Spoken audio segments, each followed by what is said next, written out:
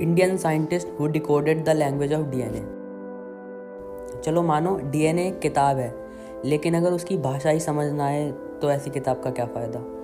DNA का structure दुनिया ने पहचाना, लेकिन डीएनए का जो कोड होता है वो कैसे काम करता है ये समझने वाले साइंटिस्ट इंडिया से थे।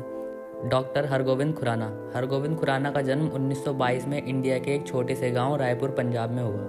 उनके पिताजी एक स्कूल टीचर थे। घर में पैसे कम थे, लेकिन पढ़ाई को सबसे ऊपर रखा गया।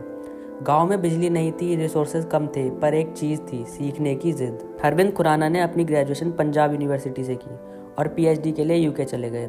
उसके बाद रिसर्च के लिए स्विट्ज़रलैंड गए, फिर इंग्लैंड और आखिर में अमेरिका। यहीं से उनकी ज़िंदगी का सबसे बड़ा काम शुरू हुआ। इस समय तक साइंटिस्ट जानते थे कि डीएनए में जीन्स होते हैं, जीन्स प्रोटॉन बनाते हैं, पर सवाल ये था कि डीएनए का कोड प्रोटीन में कैसे बदलता है।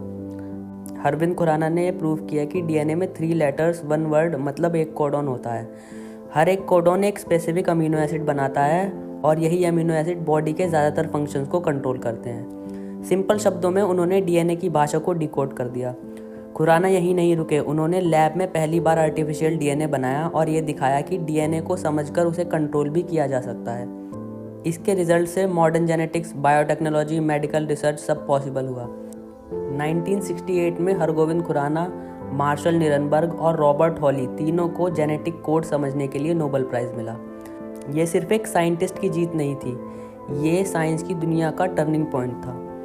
खुराना ने ज़िंदगी का ज़्यादातर हिस्सा अमेरिका में बिताया, लेकिन वो खुद कहते थे, मेरी सोच की जड़ इंडिया में है।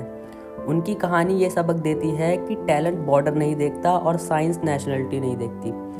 आज cancer research, gene therapy, DNA testing, biotechnology, इन सब के पीछे हरगोविंद खुराना का काम छिपा हुआ है। डीएनए का राज खोलने वाले सिर्फ लैब में काम नहीं करते, वो फ्यूचर लिखते हैं। हरगोविंद खुराना ने डीएनए को सिर्फ समझा नहीं, इंसानी ज़िंदगी को बदल दिया। और शायद ये कहानी हमें ये याद दिलाती है कि दुनिया के सबसे बड़े आइडियाज़ कभी कभी छोटे से गाँव में जन्म लेते हैं।